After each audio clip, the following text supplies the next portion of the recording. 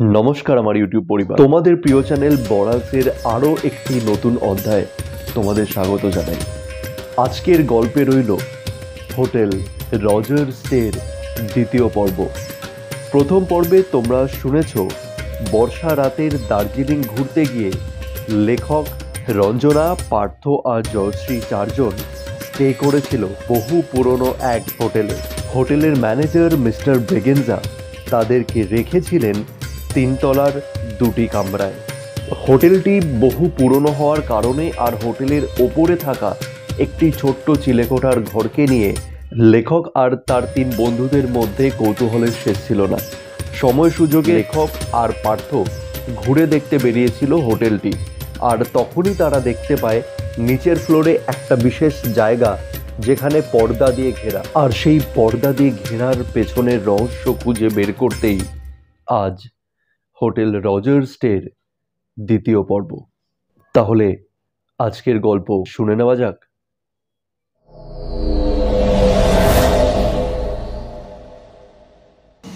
এর পেছনে কি আছে বলো তো? পার্থ প্রশ্ন ছড়ে আমাকে। পর্দা সরিয়েই দেখা যাক কি আছে। দুজনে মিলে হাত লাগিয়ে পর্দা সরাতেই এক রাশ ধুলো উড়ে এলো। দুটো মোবাইল টর্চের আলোয় মনে হলো ভাঙাচোরা একটা রেস্তোরাঁ। কি বিভৎসভাবে পুড়ে গেছে চারিদিক।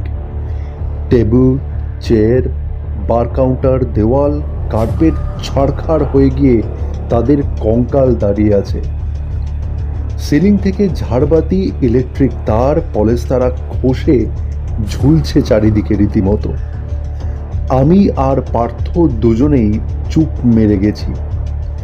একটা ঠান্ডা হাওয়া যেন ঘুরপাক খাচ্ছে ঘরটার মধ্যে, আর তার সঙ্গে একটা মিষ্টি গন্ধ নাকে ঢুকছে, সেই পাহাড়ি ফুলের গন্ধ। এদিকে চলে এসো পার্থ বলেই আমি পিছন ফিরলাম। খানিক এগিয়ে গিয়ে সিঁড়ির কাছে এসে দেখি পার্থ নেই। দৌড়ে ফেরত গেলাম সেই রেস্তোরাঁর দরজায়। দেখলাম পার্থ কেমন অসার একটা দৃষ্টি নিয়ে দাঁড়িয়ে আছে, সম্বিতহীন অবস্থায়। হাত ধরে হ্যাচকা টান মেরে ওকে নিয়ে আসতে হলো সেই মুহূর্তেই। ওপরে উঠে দুজনে কেউই আর ভাঙালাম না সেই ঘটনার কথা। রাতে খাওয়া দাওয়ার আগেই পার্থর জ্বর এলো। আওয়াজ শুনে বোঝা যাচ্ছে বাইরের বৃষ্টিটা এখন আর ইলশে গুড়ি নয়, বরং ঝমঝমিয়ে নেমেছে। পার্থকে বিছানায় শুয়ে তার গায়ে একটা কম্বল আর একটা লেপ চাপা দেওয়া হয়েছে। রিসেপশন থেকে গিয়ে আমি একটা থার্মোমিটার নিয়ে এসে আগেই রেখেছি। প্রায় 103 ডিগ্রির কাছাকাছি তার জ্বর। জয়শ্রী তখন মোবাইলে চেষ্টা করে চলেছে ডক্টর রণজিৎ চৌধুরীকে ধরবার। রণজিৎ আমাদের প্রতিবেশী, ডাক্তার হিসেবে বেশ নাম করেছে সে। চিকিৎসার ব্যাপারে সেই আমাদের ভরসা। বার পাঁচেক চেষ্টা করেও লাইন পাওয়া গেল না। পালা করে আমরা সবাই এক একজনের মোবাইল থেকে চেষ্টা করে চলেছি। একবার আমি বাইরের করিডোরে গিয়ে দাঁড়ালাম। নিজের মনে ফোনটা কানে নিয়ে কখন যেন একদম সিঁড়িটার কাছে চলে এসেছিলাম বুঝে উঠিনি। আর হঠাৎ নজরটা গেল ঠিক সিঁড়ির নিচের দিকে, যেখানে সিঁড়িটা শেষ হয়েছে। এক রাশ জমাট বাঁধা অন্ধকার সেখানে। বুকটা রীতিমতো ছ্যাত করে উঠল দেখে। চোখের ওপর ভেসে উঠল রজার স্টের সেই পুরনো ছবিটা, যেখানে চিলেকোঠার মধ্যেও যেন আলো জ্বলে উঠেছে। আর তাড়াতাড়ি ঘরে ফিরে এলাম আমি। ঘরে ঢুকতেই একটা অস্পষ্ট গোঙানির আওয়াজ। বুঝলাম পার্থর জ্বর বেড়েছে। জয়শ্রী একটা ছোট টিফিন বাটিতে জল নিয়ে একটা রুমাল ভিজিয়ে পার্থর কপালে চেপে ধরেছে। ঘরের মধ্যে একটা অবাঞ্ছিত নিস্তব্ধতা। আচমকা বাতিটা নিভে গেল আবার। লোডশেডিং। আর ঠিক তখনই বাথরুমের কাচের জানালাটার পাশ দিয়ে স্পষ্ট দেখলাম একটা মানুষের ছায়া সরে গেল। দৌড়ে বাথরুমের দিকে যাব আর কারেন্টটা চলে এলো, আর সেই মুহূর্তেই ঝনঝনিয়ে বেজে উঠল জয়শ্রীর ফোন।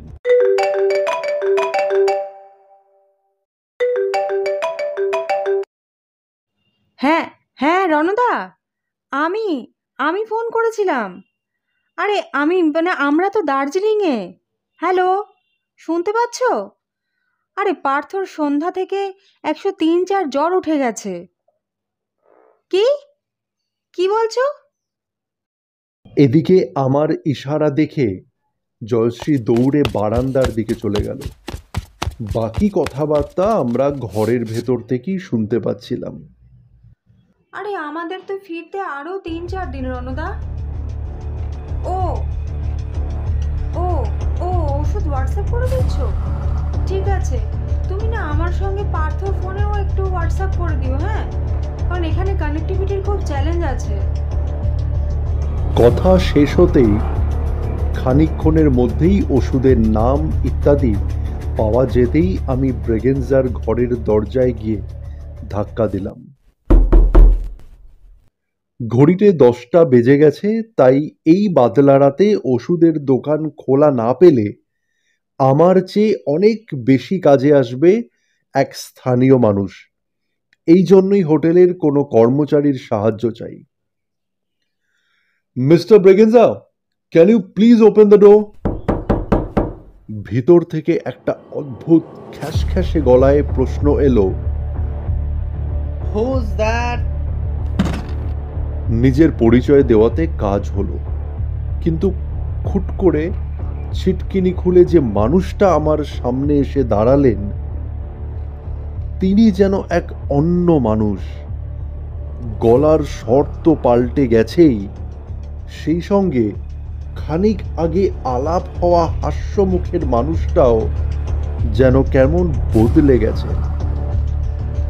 পার্থর অসুস্থতার কথা বলতেই কিরকম একটা অদ্ভুত চাহনি দিলেন।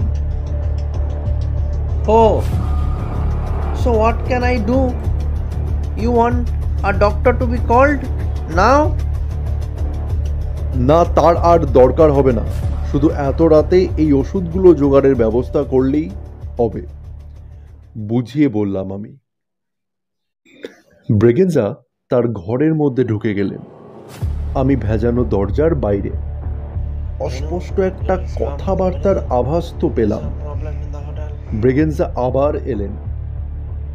Dhonu is coming. He will help you. আমি একটা ধন্যবাদ আর শুভরাত্রি জানাতেই খানিক আকস্মিকভাবে বললেন, Rest of the night, close your room doors well. Good night. কেন হঠাৎ এই কথাটা বললেন সেটা জিজ্ঞেস করবার আগেই দরজাটা বন্ধ হয়ে গেল। ধনু বেশ চটপটে আর করিতকর্মা ছিল। আধ ঘন্টার মধ্যে ঠিকঠাক ওষুধপত্র নিয়ে চলে এলো। পাশের একটা দোকান থেকে গরম স্যান্ডউইচও বানিয়ে এনেছে সে। আমাদের অবস্থা দেখে খানিক মায়া হলো বুঝি তার। কিচেন থেকে এক ফ্লাস্ক গরম জল করেও নিয়ে এসেছে, সঙ্গে কয়েকটা টি ব্যাগ। পার্থ চোখ বুজেই আছে। কোনো রকমে তাকে ধরে তুলে ওষুধগুলো খাওয়ানো হলো। কারোরই সেরকম খিদে নেই পেটে, তাও প্রায় জোর করে স্যান্ডউইচ আর ঘরে বানানো চা আমরা বাকি 3 জনে খেলাম। রাত প্রায় 11:30। সারাদিন ধকলের পর সবাই খুব ক্লান্ত। জয়শ্রীকে বললাম যদি রাতে দরকার হয় যেন আমাদের অবশ্যই দরজায় টোকা দেয়। আর সেই মুহূর্তে ব্রেগেনজার কথাটা আবার মনে এলো। Rest of the night, close your room doors well. Jayashree, রাতে দরকার হলে ফোন করিস।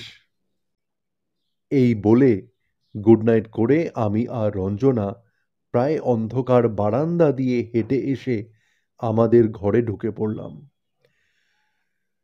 দরজাটা বন্ধ করতে গিয়ে একটা বিশ্রী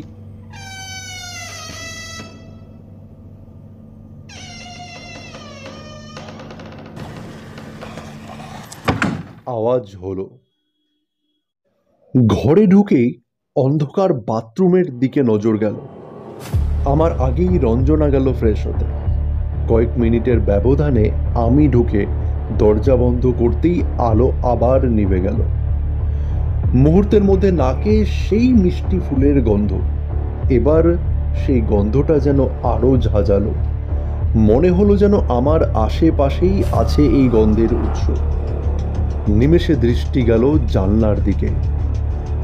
এবার আরো স্পষ্ট দেখলাম সেই ছায়া মূর্তিটাকে। এবার সে স্থির, আরো অপেক্ষামান।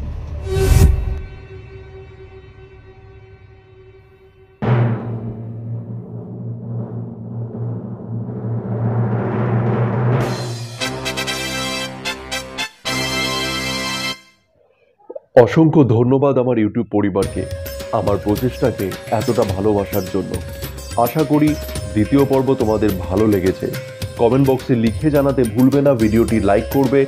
আর যারা নতুন আমার চ্যানেলে, তাদের কাছে অনুরোধ চ্যানেলটিকে সাবস্ক্রাইব করে বড়ালসের পাশে থাকার, কারণ তোমাদের উপস্থিতি আমাকে অনুপ্রেরণা জাগায়।